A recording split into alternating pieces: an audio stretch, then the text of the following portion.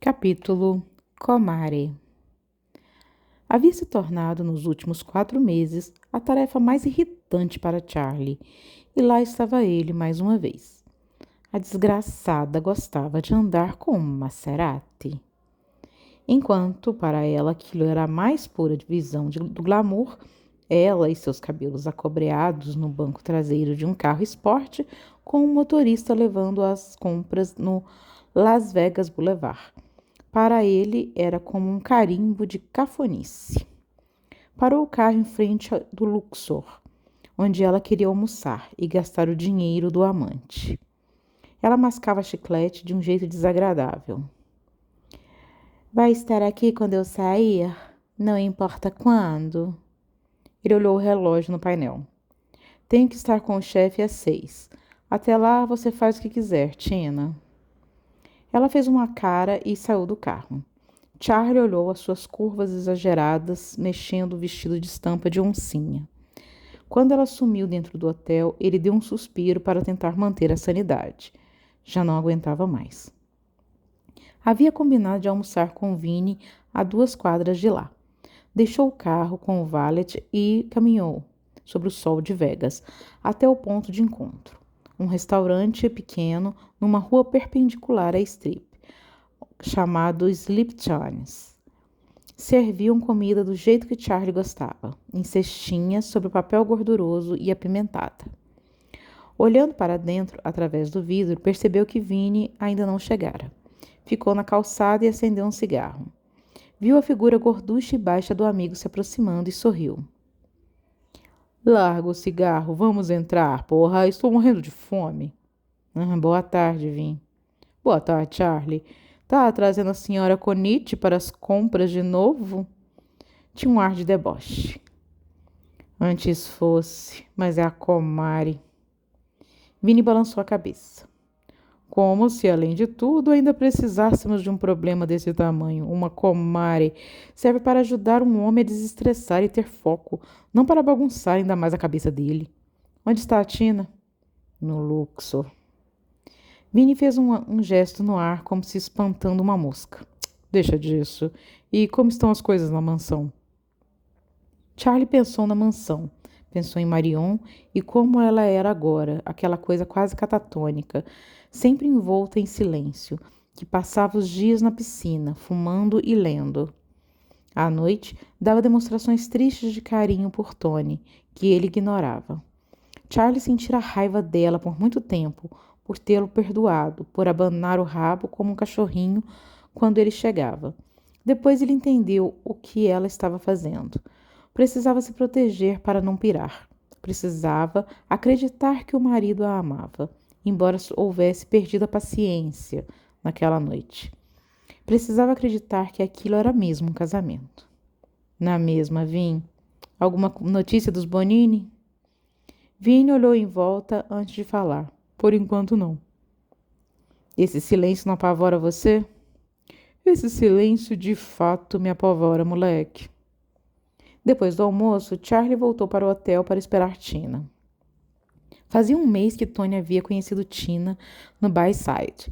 Dera a ela 3 diárias numa das maiores suítes, como todo o serviço de minibar, refeições, massagem e spa inclusos. Durante aqueles 3 dias, Tony passara horas na suíte com ela, e o caso causava certo nojo em Charlie, que chegou a imaginar um conjunto de toalhas, Tony e Tina. Os 3 dias na suíte foram um test drive e Tina passou. Logo, Tony a instalou num apartamento não muito longe da Strip, onde lhe mandava presentes todas as sextas-feiras. Os dias de trepada eram as terças e quintas, onde Charlie percebera. Mas, quando Tony estava furioso com alguma coisa, algo cada vez mais comum com a história dos Bonini, visitava Tina no apartamento. Charlie se perguntou se Marion desconfiava. Não parecia saber. Não entenderia a tradição da Comare, nunca, e nem deveria, ele pensou. Ela saiu do Luxor às 4 da tarde, cheia de sacolas. No carro, gabou-se de ter ganhado $60 no cassino. Tagarelou sobre uma vendedora que não a tratara como ela achava que deveria ser tratada. Charlie respirou fundo para aguentar aquilo. Ficou aliviado quando chegou ao prédio dela. Como Tony sempre ordenara, ele a acompanhou carregando as sacolas até a porta. Ela deixou a porta aberta. Charlie a seguiu e deixou as compras na entrada da sala. Tina tirou o casaco felpudo que usava e serviu 2 copos de uísque. Quer uma bebida, Charlie? Não, tenho que ir. Ela deu uma corridinha e fechou a porta, bloqueando-a com o corpo. Não vá. Quero conversar com você. Charlie não gostou do açúcar pingando na voz dela. Pegou um copo e bebeu a metade do uísque. Ela sorriu com aqueles lábios pintados de rosa, e de perto ele pôde ver que os cílios eram postiços, as unhas longuíssimas batendo no copo também. Ela fez um gesto de cabeça para o sofá e havia comando nele, sem dúvidas. Achava que era superior a ele em alguma escala de comando fabricada por suas fantasias infantis. Ele sentou-se no sofá da sala do pequeno apartamento, achando a decoração a coisa mais nonsense que já vira. Tina tentava unir todos os estilos em um, de forma que juntava quadros de salão faroeste, sinais de neon de marcas de cerveja e almofadas floridas e românticas, tudo no mesmo ambiente. O spray aromatizado de morango no ar não ajudava. Charlie sentiu uma pontada aguda de dor de cabeça. Ela se sentou no sofá oposto. Cabelo grande, maquiagem em excesso, vestido de oncinha e saltos vermelhos. Tina era o pacote completo, o tipo de mulher que você encontraria na capa de uma revista pornográfica barata, cheia de pó, debaixo da cama do seu tio. Estou preocupada com meu amor. Anda tenso, sabe? Você o conhece há um mês, Tina. Ele é tenso. Mas mudou, Charlie. Nada mais o acalma. Não importa o que eu faça. E olha que eu já fiz de tudo. Ele suspirou. Ela queria colocar imagens na cabeça dele, mas ele não cairia nessa. Bem, tenho certeza de que não há nada com que se preocupar. Preciso ir. Ele se levantou e ela também. Mais uma vez, barrou a porta. A esposa, Charlie, como ela é? Ele olhou nos olhos traiçoeiros dela. Linda e muito inteligente, divertida, elegante, tudo o que você venderia a alma para ser. Tina o fitou por um segundo, e ele quase viu o ódio queimar por trás daqueles olhos claros. Ele percebeu que ela era uma versão vulgar de Lauren, na cor da pele, do cabelo, das sardas, do olho, até na altura. Aquilo não ajudou, e a raiva dele deu sinais de que ainda estava lá, aguardando para ser convocada. Tina abriu a porta e ele saiu sem se despedir.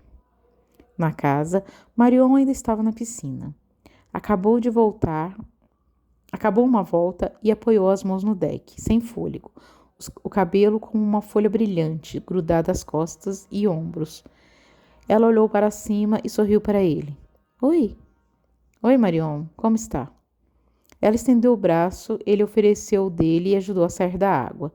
Marion deu alguns passos até a cadeira para pegar a toalha e ele arriscou um olhar para o corpo que refletia a luz do sol da tarde em suas curvas femininas.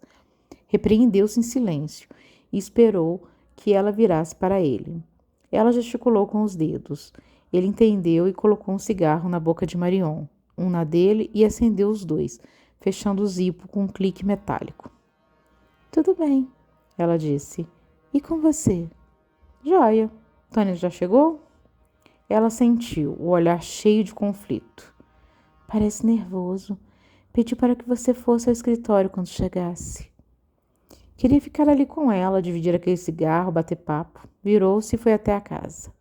No escritório, Tony conversava de forma amigável com Fabrício. Charlie achou estranho Frank não estar por ali. Chamou? Chamei. Sente-se. Isso é pessoal.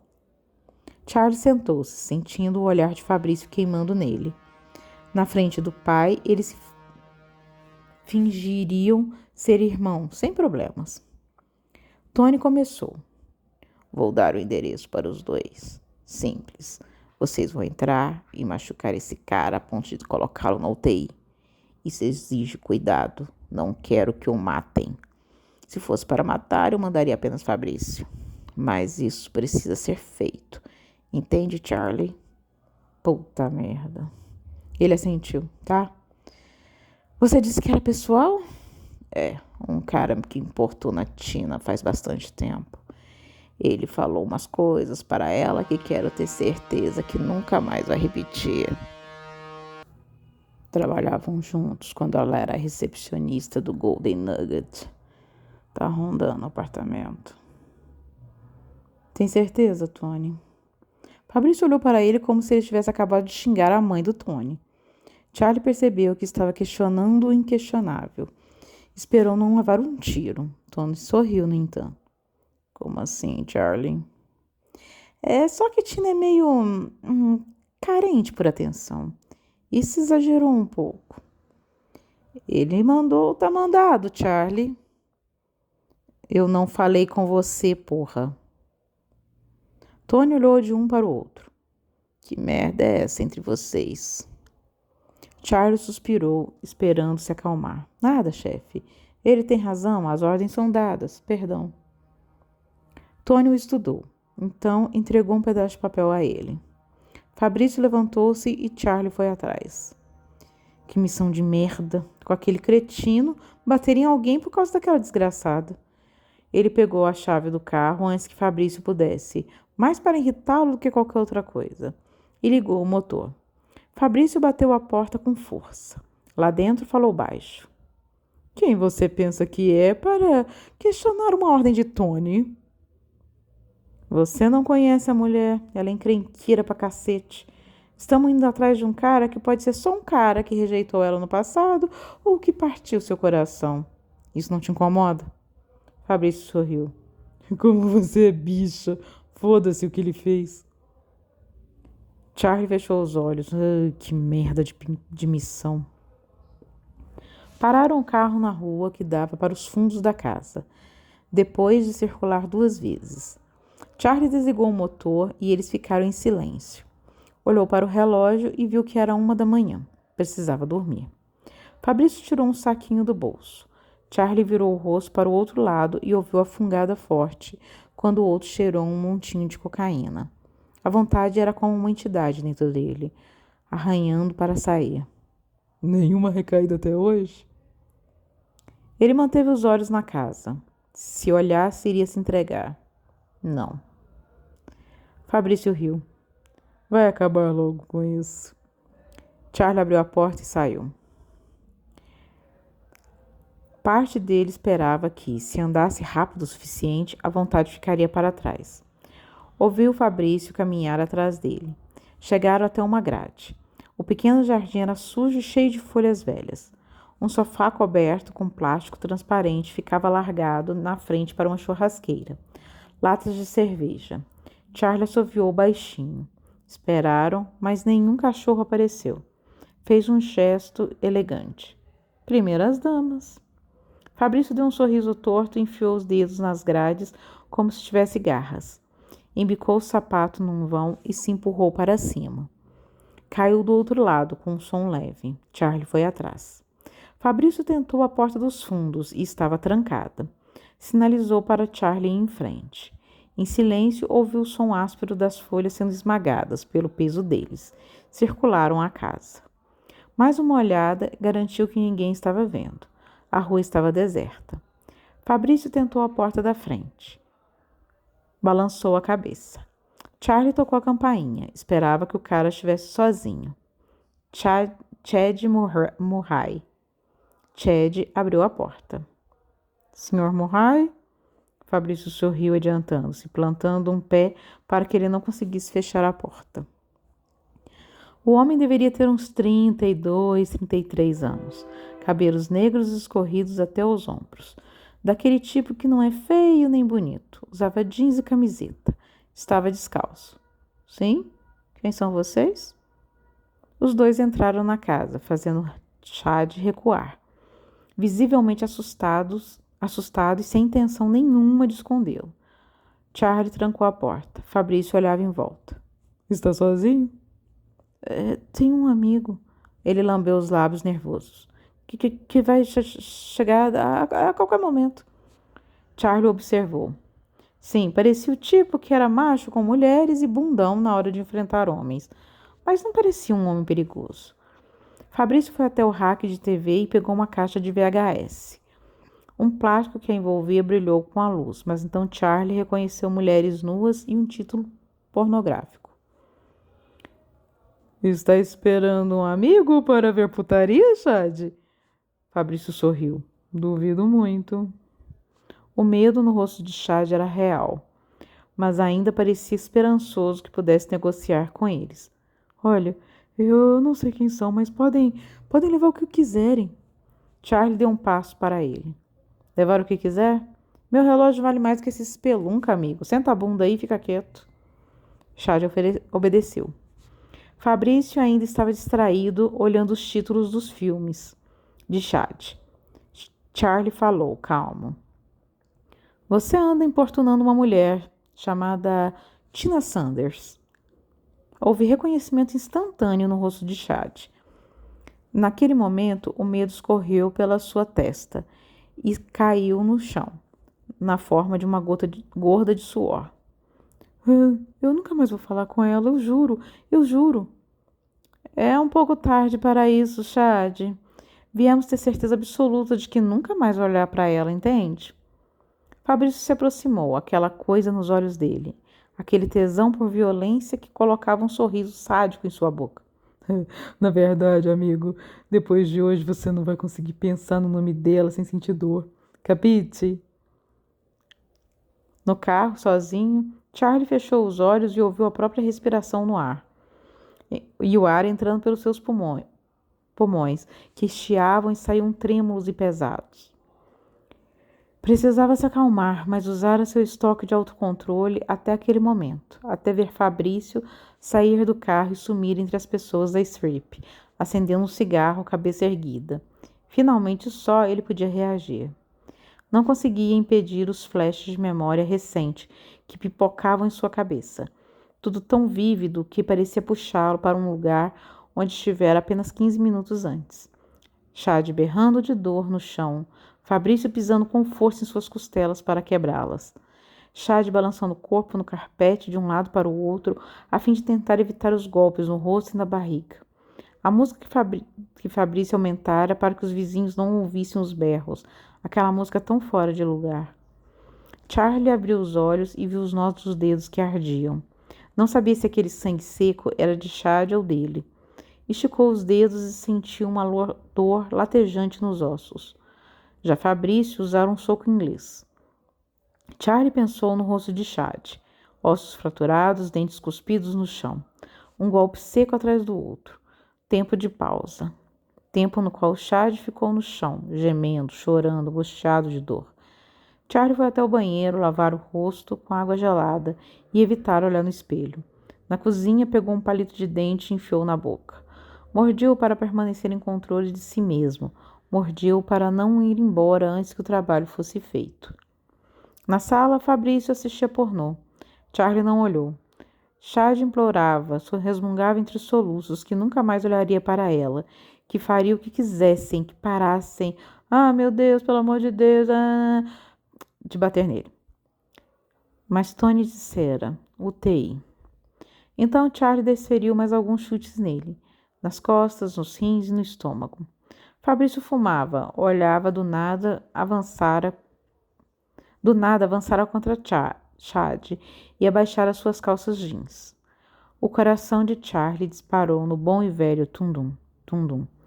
Fabrício apertou o cigarro contra uma nádega branca e Chad soltou um berro, tão agudo que fez Fabrício gargalhar. Pega uma garrafa de cerveja na cozinha, falara para Charlie. Vou enfiar no cu dele. Charlie sentiu o sangue drenar da cabeça. Deixa disso, vão acabar logo com o serviço? Fabrício levantara. Você é que nem o Viking, não tem graça nenhuma. E então olhara para Chad apavorado, além da compreensão, gemendo no chão. Charlie ouviu quando ele quebrou os dedos de Chad, bem na base da falange. 1, 2, 3. Então deu um último chute no rosto dele, que fez seu trabalho e o deixou inconsciente. Abriu o zíper da calça e colocou para fora um pênis mole, de tamanho regular, circuncisado. Um jato de mijo bateu no rosto imóvel de Chad. respingando ao redor dele. Charlie afastou-se e foi até o aparelho de som. Desligou a música. O som de uma mulher gemendo tomou conta do ambiente e ele virou os olhos para a televisão. Sentiu o peito gelar. No vídeo caseiro, Chad comia Tina na mesa da cozinha, por trás. Só que era a cozinha do apartamento dela, aquele no qual só morava há um mês, aquele que Tony bancava. Os peitos balançando, os braços dela esticados para trás, agarrando o cabelo dele com força. O rosto dela denunciando um prazer intenso. A compreensão desceu sobre Charlie como um balde de água gelada. Ela orquestrara aquilo para que Chad nunca contasse para Tony. Ela tomara medidas dissimuladas para garantir que seu segredo não fosse revelado. Porque Charlie não tinha dúvidas de que Tony a mataria se soubesse daquilo. E não seria uma morte rápida. Ele apertou stop e ejetou a fita. Fabrício não vira, caso contrário teria dito algo. Precisava livrar-se dela sem que o outro visse. Não tinha tempo, enfiou-a na calça, debaixo do paletó. Fabrício virou-se, subindo o zíper. Vamos nessa. Agora, no carro, Charlie lutou como lutava com frequência contra a ânsia de usar. Qualquer coisa agora seria um bálsamo. Acendeu um cigarro. Os horrores da noite ainda estavam com ele. Quando chegou ao seu apartamento, praticamente correu para o banho. Entrou no chuveiro de roupa e começou a despir-se, depois de uns minutos, livrando-se do paletó, camisa, gravata e calça, como se fossem peles, extensões dele mesmo, pesadas e sujas de sangue, contaminadas pelo medo, dor e gritos de Chad Murray. Um homem cujo único pecado fora se envolver com uma vagabunda inescrupulosa. Com a água batendo contra o rosto, Charlie pensou na fita. Deveria levá-la a Tony. Seria coisa leal a fazer. Será que ele, na sua posição, deveria fazer? Mas imaginou aquela mulher sendo entregue a Fabrício. E talvez algum outro sádico como Frei. Que merda, que você é o quê? Agora protetor de todas as mulheres do planeta? Tá enganando quem? O que foi feito à sua mãe não pode ser desfeito por um ato seu. O que a mãe de Graeme fez com ela, o que cada cliente que teve que depois daquilo fez, não pode ser desfeito. E Marion? Estás conseguindo protegê-la? Não está nem tentando. Então, do que serve trair Tony agora, não entregando essa merda de fita? Ele abriu os olhos e esfregou o rosto. Pegou o sabonete azul claro que tinha cheiro de menta e o friccionou contra a pele, querendo tirar toda aquela noite do corpo. Depois do banho, secou-se e foi nu até a sala. A fita estava em cima da mesa de centro. Sentou-se e a enfiou no videocassete. Rebobinou o VHS, porque precisava saber o que mais tinha nela. Se Fabrício tivesse visto Tina e contasse para Tony, mais cedo ou mais tarde procurariam a prova na casa de Chad. E aí, Charlie estaria perdido. Mas Fabrício teria pegado a fita, Charlie. Ou ele sabe que você a pegou. Não seja paranoico. Apertou o play. Chad trepando com uma loira. Chad trepando com uma morena. Ele apertou o fast forward e ficou assistindo aquilo. Uns 5 minutos de cada uma, até que viu Tina e apertou o play. Ela estava bebendo, os olhos já caídos. Falou umas merdas para a câmera. A imagem estabilizou quando a câmera foi colocada num tripé.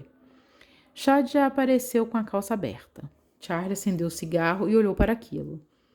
Tony vai matá-la. Você sabe disso? Desligou porque não aguentava mais ver aquela merda. Vai correr esse risco todo por causa de uma mulher como ela? Tomou a decisão rápido, com receio de que mudasse de ideia. Arrancou a fita do aparelho de vídeo e a jogou no chão. Apertou o cigarro entre os lábios, pegou a cadeira e fincou o pé de madeira na fita, algumas vezes, até que estivesse completamente quebrada, o filme todo retorcido, aparecendo entre os cacos de plástico preto. Pronto, foda-se. Agora você já traiu o chefe. Agora você traiu a família. Por tudo isso, por causa de um lixo de mulher. Não dormiu aquela noite. Mickey estava relaxado. Ele não sabia que viera encontrar e não tinha certeza com quem toparia aparecer. Receberam um convite para o jantar pelo correio. Convencera-se de que ninguém se atreveria a tocá-lo, mesmo no atual momento de tensão entre os Conitti e Bonini. Tony estava perdendo terreno, mas ainda assim, assassinar qualquer um de seus amigos estava fora de cogitação. Pelo menos era o que gostava de acreditar. Num dos restaurantes mais caros de Las Vegas, ele ficou sentado, bebendo um vinho ansioso. E foi então que uma mulher sentou-se à frente dele. No início, Mickey teve uma sensação de que a conhecia. Ela era algo saído de uma fantasia, trajando o vestido vermelho, que era de bom gosto, mas também deixava as pessoas saberem que ela era escultural por debaixo deles. Seus brincos eram de esmeraldas. Usava ouro nos pulsos e no colo. Seu cabelo castanho estava puxado para trás. Miguel Paganiatti. Ela sorriu. Sou a pessoa que você está esperando. Meu nome é Graeme Volkov. Ela estendeu a mão. Ele tomou-a, beijou-a e franziu a testa. Onde tinha ouvido aquele primeiro nome? Onde tinha visto aquele rosto antes? Eu estou muito feliz e curioso, ele disse. Tenho certeza. Ela virou-se para o garçom e disse simplesmente: Eu vou comer o que tiver de melhor na casa, com um vinho para acompanhar. O homem não mostrou nenhuma reação, curvou-se e saiu. Mickey riu um pouco. Eu entendo. Você é poderosa e é rica, mas realmente preciso te perguntar de onde eu conheço, porque tenho certeza que já te vi antes. Talvez você tenha ouvido falar de mim ou do meu marido, Bodan Volkov. Ela suspirou entediada, olhando através das janelas para as Vegas lá embaixo. Ele é o diretor da Global Tech. Presidente. Principal acionista, ela sorriu. Talvez seja por isso que você me conhece. Ele inclinou-se para ela. Não, eu te conheço pessoalmente. Talvez tenhamos nos conhecido em uma festa, ela disse suavemente, mas com firmeza. Talvez me conheça de uma época em que as pessoas me chamavam de Rocket. Ele inclinou-se para trás, seu rosto mostrando verdadeiro choque e medo. Viu que ela gostou daquilo e tentou resguardar-se. Uma prostituta não teria se casado com um homem que fora capa da Forbes no ano anterior, conhecido como o empresário mais influente do leste europeu. Ele a estudou, então sacudiu a cabeça. Isso não é possível. E por que não? Ela tirou as luvas e as pôs na mesa. Feridas cicatrizam, Mickey. E alguns homens não ficam intimidados com o passado sombrio de algumas mulheres. Ele estava espantado e não conseguia escondê-lo. Ela esperou. O que você quer comigo? Eu não tive nada a ver com... Ela... Psh, já deu. Ela balançou a cabeça. Não estou aqui para falar sobre isso. Estou aqui porque temos interesses em comum. O garçom voltou com uma garrafa de vinho. Ele a mostrou educadamente para Mickey, que simplesmente aceitou com um gesto impaciente. O homem serviu Graeme, encheu a taça e os deixou. Ela bebeu. Interesses comuns. Ele estava tentando proteger-se com um som de deboche, de incredulidade, fingindo ser condescendente com ela. Bem, ela pousou a taça. Tony está fraco. Todos nós sabemos disso. Já passou o tempo dele. A máfia em Las Vegas está fraca e todos nós sabemos disso. Os federais já expulsaram todos os seus amigos daqui e os Conites são os últimos. Bonini quer lucrar com as migalhas, com o que sobrar quando Tony for preso, mas em Las Vegas essas migalhas dão um bom lucro. A família Conitti está dando seus últimos suspiros e quando ela morrer, você pode ser o herdeiro de um legado, um pastor guiando-nos para um futuro brilhante de negócios legítimos e curtir o ar de pecado de Vegas. Ou você pode morrer com ela. Ela encolheu de ombros. Mas os Os outros chefes, eles gostam de você. Eles sabem que você é um empresário diplomático e não um velho tarado bêbado de poder que senta atrás de antigas leis, regras e mitos. Eles sabem que você pode ser uma parte de algo especial, porque entende como tudo funciona. Não funciona com guerras e ameaças, funciona com política. A máfia quer o país, os grandes cargos, e eles precisam de um novo dom para a família. Eu acho que poderia ser você, Mickey. Então ela abriu o menu e começou a ler. Miguel ficou ali sentado sem reação.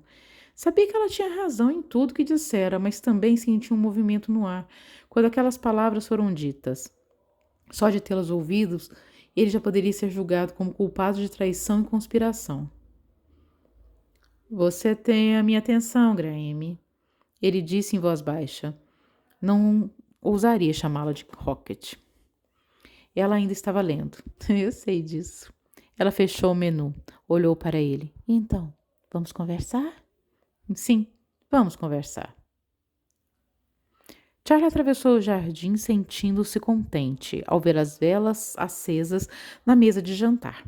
Não via Marion há um mês, já que Tony pedira que ela desse uma força para Vinnie nas ruas. Perdão, para que ele desse uma força para Vinnie nas ruas. Um homem conectado aos Bonini e um homem conectado aos Konichi haviam entrado numa briga e alguns dos soldados mais baixos na hierarquia haviam se envolvido. O resultado foram uma dúzia de homens no hospital. Ele ficou surpreso com a intensidade da alegria ao vê-la ali, sozinha, no mesmo lugar de sempre, bebendo água de uma taça. Quando se aproximou, viu que ela estava arrumada demais para quem vai jantar na própria casa. O cabelo ajeitado, como se tivesse ido a um salão de beleza, todo macio em cachos largos em volta do rosto. Um vestido elegante, branco, de um tecido rígido e muitas joias. Ela olhou para ele e Charlie viu um borrão de rímel em volta do olho direito. Marion desviou o olhar, como um pouco de vergonha. É nosso aniversário de 1 ano. Bodas de papel. Ele olhou a mesa, que só esperava os pratos principais, aguardando Tony, que provavelmente não viria. Sentou-se em frente a Marion, na cadeira que também sempre fora sua. Se não está em casa, deve ser algo urgente, talvez uma emergência no cassino. Ela acariciava a taça. Se fossem negócios, você estaria com ele. Ela fungou, tentando não chorar. Ele tem uma amante, não é? Charlie hesitou, mas não viu tanto perigo em contar a ela o que ela descobriria mais cedo ou mais tarde. É sim, anjo. Ele tem sim. Ela mordeu o lábio e as chamas das velas dançaram nas lágrimas grossas que brotavam nos seus olhos. E ela é mais bonita do que eu? Isso é possível? Ela moveu os olhos da taça para ele, não sorriu. A pergunta saiu como um suspiro. Então por quê? Porque, na lógica deles, no mundo deles, isso é um direito dele, Marion. Porque talvez, em algum nível de consciência, ele saiba que não é merecedor de uma mulher como você. Ela estendeu o braço e sua mão pousou sobre a dele. Ele, sem medo, talvez porque já tivesse tão puto consigo mesmo e com a vida, apertou a mão dela. Ela soltou um suspiro cheio de dor. Um dia você vai saber quem eu sou e vai ver que eu não sou digna dessas palavras. Mas elas ajudam sim, Charlie. Ele franziu a testa. Ela tirou a mão da dele. Sussurrou. Menstruei de novo. Dessa vez ele vai me matar. Charlie sentiu a gravata apertá-lo e afrouxou-a. Pelo amor, Marion, ele não vai te matar. Ela lambeu o lábio, abriu a boca para falar algo, mas fechou. Charlie viu que ela escondia algo dele. Chegar àquele ponto, ele não quis acreditar naquilo. Tony te ama, Marion. Reconheceu a merda que falava enquanto as palavras saíam de sua boca. Ele só não sabe como demonstrar, ele está sob pressão, mas tenho certeza que vocês vão, de que com o tempo vão se acertar. Só estão casados há 1 ano, é cedo para desistir. Que bela merda, pensou odiando-se. Porque sempre o defende, Charlie. Ele balançou a cabeça. Ele é tudo que eu tenho. É, o sorriso dela era triste. Por favor, coma. Não acho justo que elas tenham feito uma refeição para ir para o lixo. Ela levantou-se e pegou a gata que se enrolava em suas pernas. Deu um beijo nela. Vem, Pandora. Diz tchau para Charlie. Ele se pegou dando um sorriso para o gato e depois sentiu-se um idiota por isso. Marion entrou na casa e ele ficou ali, em meio às velas, prata e linho. Pensou em subir as escadas, entrar na suíte, apertar Marion contra a parede. Pensou num beijo molhado, pensou nos peitos dela, balançou a cabeça para si mesmo. Às vezes, o tempo passa sem mudar as coisas, como se uma semana pudesse ser esticada em abril e de repente dezembro chegava. Foi assim com 1996. Veio um outono entediante, no qual Charlie acompanhou reuniões, resolveu problemas levados a ele por Vinnie e Frey e passou um tempo no cassino. Tony lucrava e repassava uma parte generosa para Nova York. Mas Charlie via em seus olhos que era a contragosto que não ficaria passivo por muito tempo. Não houve mais ataques da parte dos Bonini. Uma prostituta foi encontrada no deserto pela polícia e, embora não tivessem evidências físicas que levassem a um culpado, Tony fez uma reunião com Frank. Charlie não estivera presente, mas sabia que se tratava de Fabrício. Tony continuou sustentando Tina no apartamento, mandando-lhe flores e presentes caros, levando-a para jantar e visitando-a nos mesmos dias e horários. Charlie não conseguiu olhar para ela, e ela pareceu notar. Quando Tony deu a ela um Porsche para o Natal, Charlie ficou apenas aliviado porque não precisaria mais passar tempo com ela, levando-a de um lugar para outro. Marion não engravidou. Aparecia com machucados no rosto, às vezes, que Charlie fazia o possível para ignorar. Para puni-la ou apenas para intimidá-la, Tony a proibiu de sair de casa sem a sua prévia permissão. Quando tinha permissão, deveria ser acompanhada por um dos seguranças da mansão, por Donnie ou por Charlie. Ela passava os dias na piscina e as noites lendo, quando Tony não estava em casa. Quando ele estava, os dois jantavam sem conversar muito, depois subiam para a suíte. Charlie fumava no jardim e sempre, no momento no qual as luzes lá em cima se apagavam, precisava fazer um esforço para não reagir. O ano virou. Charlie estava no Sleep Johnny's com Vinnie no dia 7 de janeiro, comendo um hot dog cheio de condimentos, quando Vinnie suspirou, olhando para o nada. Coisas ruins vão acontecer, Charlie. Normalmente, Charlie teria dado risada dele, falando que só um gordo louco como ele acreditaria nas merdas das previsões astrológicas da revista Astros de sua vida. Mas ele sabia que não se tratava de horóscopo agora. Era uma questão de causa e consequência. A colheita estava próxima. Ele enfiou um palito na boca. Eu sei, Vin.